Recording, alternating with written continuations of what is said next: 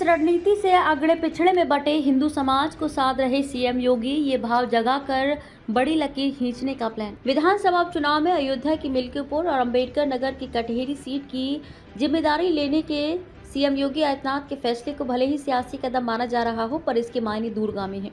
दोनों सीटों की चुनावी तैयारियों के दौरान योगी जिस तरह बांग्लादेश में 90% दलित हिंदुओं पर हो रहे अत्याचार को लेकर सपा कांग्रेस की चुप्पी पर निशाना साध रहे हैं, उससे स्पष्ट है कि वे अगड़ा पिछड़ा और दलित के जाति खांचे में बटे लोगों में सिर्फ हिंदू होने का भाव जगाकर बड़ी लकीर खींचने में भी जुटे हैं।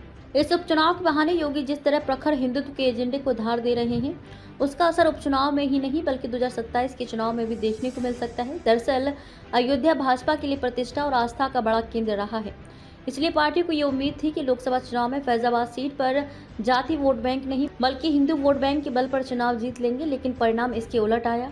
इसकी वजह ये थी कि विपक्ष के संविधान में बदलाव और आरक्षण खत्म करने के दाव ने हिंदुओं को अगड़े पिछड़े में बांट दिया। इससे सबक लेते हुए पार्टी फिर अगड़े पिछड़े में बटे समाज को एक हिंदू वोट बैंक के तौर पर तैयार करने के प्रयास में जुटी है। इसकी जिम्मेदारी खुद सीएम योगी ने अपने कंधे पर ली है। यूं ही नहीं संभाला दोनों सीटों का प्रबंधन। मिल्कीपुर और कटहेरी सीट पर चुनाव प्रबंधन योगी के खुद संभालने के पीछे दो प्रमुख वजहें बताई जा रही हैं। एक तो यह है कि वे लोकसभा चुनाव में हार के बाद से भाजपा के हिंदुत्व के एजेंडे को लेकर विपक्ष के सवालों का मुंहतोड़ जवाब दे सकें।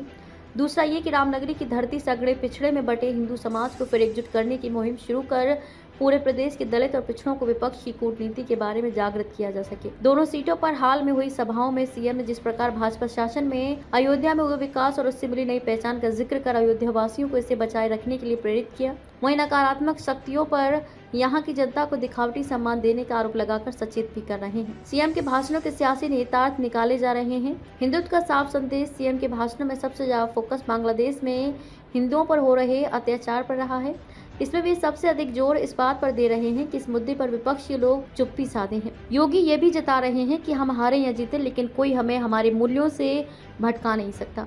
माना जा रहा है कि उपचुनाव में बांग्लादेश में हिंदुओं पर अत्याचार का मुद्दा उठाकर योगी ये भी संदेश देने की कोशिश कर रहे हैं कि सुरक्षित रहने के लिए अगड़े पिछड़े में बंटना घातक हो सकता है। इसलिए योगी बार बार बांग्लादेश में प्रताड़ित होने वाले हिंदुओं में 90% दलित समाज की बात उठा रहे हैं। हिंदू वोट बैंक न बनने का खामियाजा भुगत रहा समाज। अपने भाषणों में सीएम अगड़े पिछड़े में बटे हिंदू समाज को ये भी समझाने का प्रयास कर रहे हैं कि बांग्लादेश में हिंदुओं पर अत्याचार को लेकर विपक्ष ने इसलिए चुप्पी साध रखी है क्योंकि यहाँ पर हिंदू कोई वोट बैंक नहीं रह गया है, हिंदू जाति खांचों में बट गया है। इसलिए सपा कांग्रेस जैसे दलों के नेता इनको आपस में लड़ाकर सिर्फ अपना हित साध रहे हैं।